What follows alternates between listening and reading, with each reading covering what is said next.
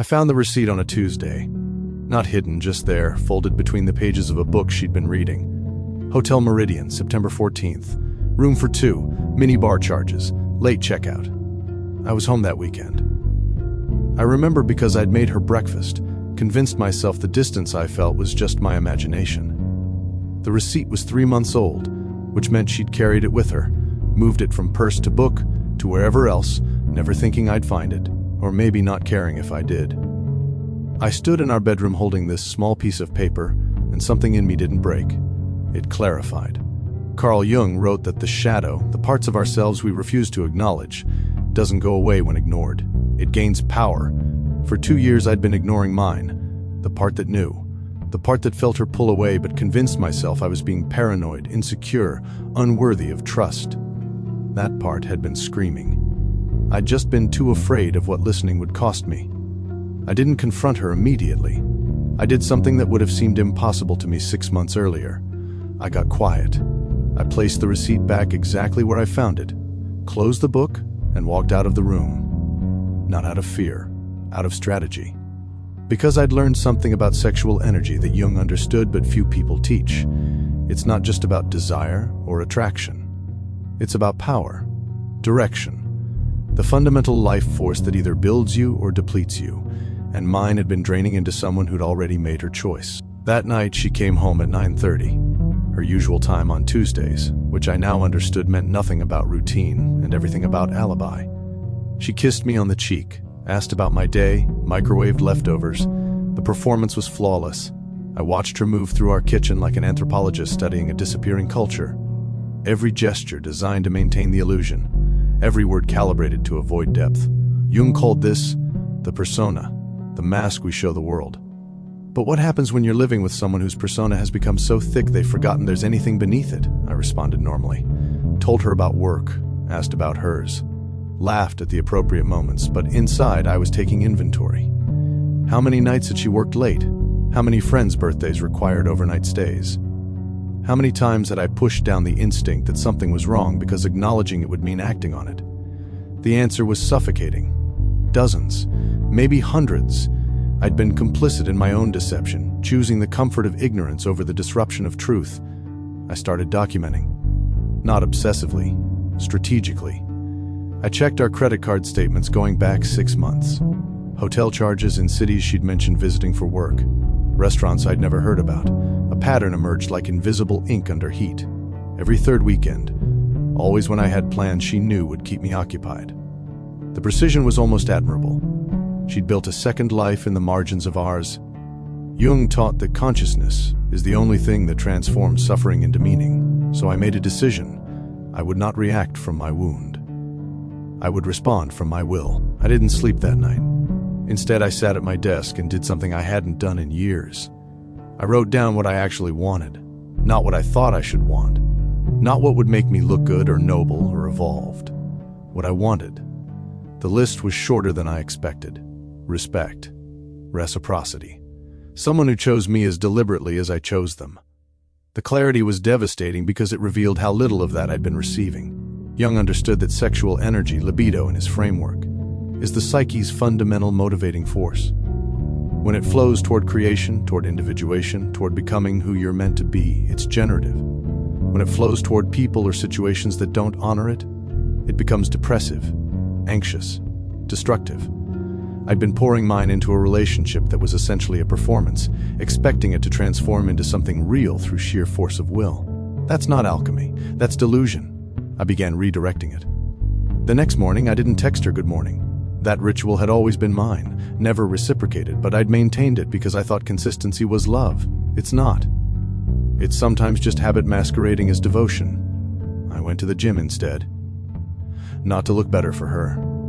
To remember what my body felt like when I pushed it towards something that actually pushed back. Resistance that made me stronger rather than confusion that made me smaller. After work, instead of rushing home, I stayed late. Finished the project I'd been putting off. The one that excited me but didn't fit the narrative of the accommodating partner who's always available. I started waking up at 5:30, before her alarm. Before the day's demands could colonize my attention. I'd make coffee, sit in the small room I used to call my office but had gradually surrendered to storage and her overflow, and I'd write. Jung called this active imagination, giving the unconscious permission to speak without the ego's interference. I wrote everything I'd been afraid to say.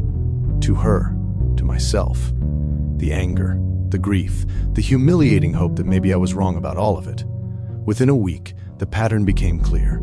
I wasn't wrong. I'd just been committed to a story that required me to be. Every morning, I'd see more clearly what I'd been avoiding. She never asked where I was those early hours, never noticed the shift, and that absence of curiosity told me more than any confession could have. I'd become scenery in her life. Useful, reliable, fundamentally unseen. If you've ever felt invisible in a relationship where you're doing everything right, subscribe to this channel. What I learned might save you years. The morning solitude became sacred. Not because it was peaceful. Sometimes it was rage and grief and the temptation to wake her up and demand answers. But because it was mine. An hour each day where I wasn't managing her emotions or performing the role of the understanding partner. I was just myself, unedited and raw, remembering what that felt like. I created a document. Clinical, precise, dates, times, inconsistencies. Not to weaponize later, but to reality test myself. Gaslighting only works when you doubt your own perception. I refused to doubt mine anymore. September 14th, hotel receipt. September 12th, she told me she was at her sister's. Sister posted photos that night from a work event across town. She wasn't there. October 3rd, charged dinner for 2 at a restaurant downtown. Told me she ate at her desk. The document grew. Not with speculation, but with facts. I cross-referenced her stories against social media. Credit cards, the small artifacts of digital life we forget leave traces. Jung wrote about the confrontation with the shadow, the moment you stop projecting and start seeing. This was mine. Every entry was another piece of self-respect I was rebuilding, another refusal to gaslight myself on her behalf. I also documented my own patterns, the ways I'd made myself smaller, the opportunities I'd declined because they'd conflict with her schedule, the friends I'd drifted from because she found them boring, the hobbies I'd abandoned because they took time away from us, which really meant time away from being available for her. I'd been erasing myself incrementally, mistaking self-sacrifice for love. I stopped initiating texts, plans, conversations about our future, not as punishment, as experiment. Jung believed that what we resist persists, but also that what we stop feeding starves. I wanted to see what happened when I stopped performing the relationship alone. The result was immediate and clarifying. Nothing. She didn't notice or didn't care. Our interactions dropped by 70% within a week. When we were together, I was pleasant but not present, not cold, detached. I'd answer questions but not elaborate. I'd listen but not absorb. I was practicing something Jung called differentiation, separating my psyche from hers, reclaiming the boundaries I'd dissolved, trying to merge into someone who never intended to merge back. The sexual energy I'd been unconsciously broadcasting, the need, the hope, the constant low-frequency plea for her attention, I turned off. Not by suppressing it, by redirecting it. I started noticing other things, projects that excited me, ideas I'd shelved, the version of myself I'd been before I'd made her the center of my world. And something unexpected happened. I became more attractive. Not to her, she still barely noticed, but to others, colleagues, strangers. The barista who'd served me coffee for months suddenly held eye contact. A woman at the gym asked if I wanted to train together.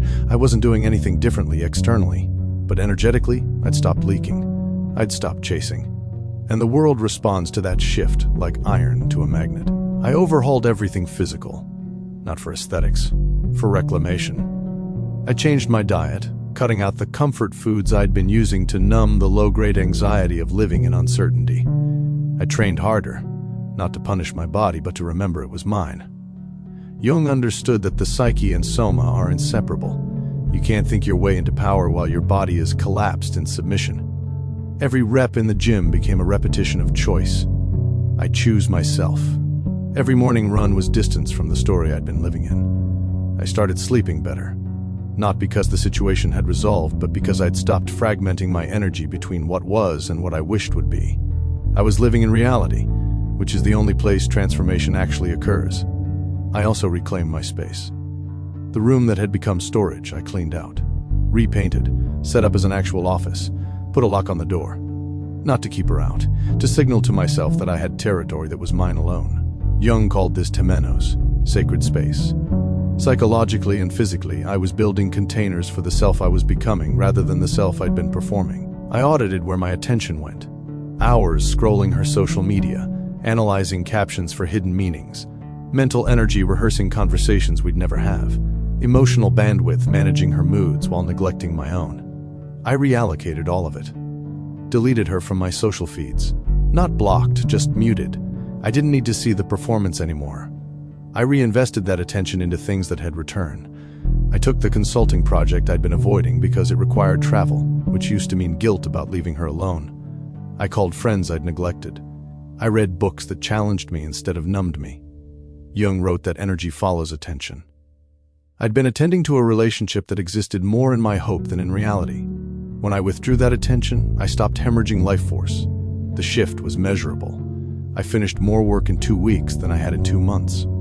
Not because I was working more hours, but because I wasn't working against the constant background radiation of relational anxiety. My sleep improved. My mood stabilized. I wasn't happy, I was clear. And clarity, I learned, is more valuable than happiness. Happiness is circumstantial. Clarity is structural. 3 weeks into this recalibration, she asked if something was wrong. We were in the kitchen. Thursday night, I was making dinner. For myself, portioned for one. She'd noticed. Finally. I looked at her and felt something I hadn't felt in months. Nothing. Not anger. Not longing. Just the neutral observation of someone I used to know. I told her we needed to talk. Her face did something strange. Relief, maybe. Or resignation. Like she'd been waiting for me to catch up to where she'd already been. We sat at the table where we'd shared hundreds of meals. I didn't yell. Didn't cry. I laid out the document. Dates, charges, inconsistencies. Her face shifted from confusion to recognition to something like respect. She didn't deny it. Didn't offer excuses. She asked how long I'd known. I told her. 3 weeks of certainty. 2 years of suspicion I'd ignored because I'd been more committed to the idea of us than the reality. She said she didn't mean for it to happen. The oldest line. I said intent doesn't matter when the impact is betrayal. She said she thought I'd been pulling away first. Classic rejection. Jung would have called it shadow work in reverse, attributing to me what she couldn't face in herself. I didn't argue.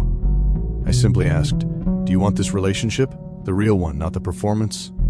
She hesitated. That hesitation was the answer. She wanted time to think. I told her she'd had months while I'd had weeks, and I was already clear. I didn't want to repair something that had been broken by design. She'd built a life I wasn't part of while maintaining the shell of one I was. That's not a rough patch. That's a choice. She asked what I wanted. I said the truth finally, out loud, witnessed. She gave it to me. His name, how long, where they met, the details I thought I wanted, but that changed nothing about my decision. Jung taught that individuation requires separating from collective expectations, including the expectation that love, once declared, must be sustained regardless of cost. I'd been trying to force individuation within a relationship that required me to stay fragmented. That night, I told her I was done, not in anger, in completion. The cycle had run its course, she cried. Asked if we could try therapy. I said no. Not because therapy can't help, but because I didn't want to help this. I wanted to end it. If you're struggling to leave something you know isn't right, hit subscribe. The practices I'm sharing can rebuild what you think is lost forever. She moved out 2 weeks later. The apartment felt enormous and exactly the right size. I kept the morning ritual. The documentation, not of her anymore, but of myself. What I learned, what I wouldn't tolerate again, what I needed that I'd been afraid to ask for. With her gone, I faced what I'd been avoiding, my own shadow. The part of me that chose someone emotionally unavailable because available felt too vulnerable. The part that stayed because leaving meant admitting I'd invested years in the wrong person. Jung said the shadow contains not just our darkness, but our unlived life. Mine contained the truth that I'd been performing love while never demanding it be performed back. I spent months in therapy. Real therapy, not couples counseling designed to save something. Individual work on why I'd abandoned myself. What I learned was humbling. I'd been recreating childhood dynamics, earning love through service, believing my value was in what I provided rather than who I was. The relationship hadn't corrupted me. It had revealed a corruption that was already there. Integration meant accepting that I'd been complicit, that I'd seen the signs and looked away, that I'd prioritized her comfort over my truth, not to blame myself, but to ensure I'd never make those choices again. Shadow work isn't about becoming perfect. It's about becoming conscious, and consciousness is the only real protection. Sexual energy, the way Jung understood it, isn't just erotic. It's creative, generative, the force that builds worlds. I'd been leaking it into resentment and fantasy, and the emotional labor of managing someone else's betrayal. I started channeling it deliberately, into work that mattered, into friendships that reciprocated, into the discipline of becoming someone I respected. I started writing seriously. Not therapy journaling, actual work I intended to share. I took on projects I deemed too risky. I trained for a marathon, not metaphorically. Literally. I needed to prove to myself that I could commit to something and see it through, that I could suffer voluntarily toward a goal I chose and come out stronger. Every mile was a reclamation. The transmutation wasn't instant. There were nights I missed her, or missed who I'd been when I believed in us. But those feelings became less frequent, less intense. They were weather, not climate, and I'd learned to wait them out. 6 months later, she reached out. Long text. She'd ended things with him, realized what she'd lost, wanted to try again. She'd changed, she said. She understood now. The old me would have felt vindicated, victorious. The new me felt curious. I asked to meet in person, same cafe where we'd had our first date. Symmetry seemed appropriate. She looked different, smaller somehow. Or maybe I'd just grown. She apologized, genuinely, I think. Explained the why, her own fears, her avoidance of intimacy, the ways she'd sabotaged us because commitment terrified her. I listened, thanked her for the honesty, and said no, not because I hadn't forgiven her. I had, but because forgiveness doesn't mean reconciliation. It means release. She asked if there was someone else. I said yes. Me, the version of myself I'd abandoned to make room for her. I'd spent 6 months getting reacquainted, and I wasn't interested in disappearing again. She looked hurt, then understanding. She said I seemed different. I said I was. Jung called it individuation. I called it necessary. We finished our coffee. Hugged goodbye. No drama. No lingering looks. Just two people who'd meant something to each other once and didn't anymore. I walked out of that cafe and felt something click into place. The open loop that began with a receipt in a book closed with a door I chose to shut. The 7 practices became permanent. Morning solitude, truthful documentation, strategic disinterest, physical sovereignty, attention economy, shadow integration, energy transmutation. They weren't techniques to win her back or get revenge. They were the architecture of a self that doesn't need rescuing because it's stopped abandoning itself. I'm dating now, slowly, with standards I didn't know I was allowed to have. I notice red flags I used to paint green. I end things when they're not right instead of enduring them until they're unbearable. I've become someone who chooses consciously, loves without losing himself, and walks away when walking away is the only thing that honors the truth.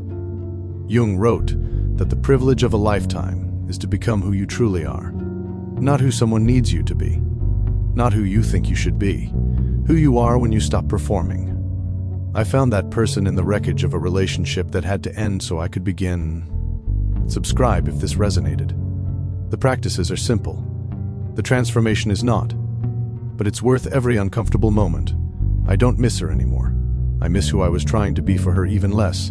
What I've found instead is something I didn't know I'd lost. Myself, undiluted and unapologetic. That's not a happy ending. It's a true beginning. And I'm no longer the man who needs someone else to make him whole. I'm the man who did the work, faced the shadow, closed the door, and walked through the one that was always mine to open. That's the only kind of power that lasts.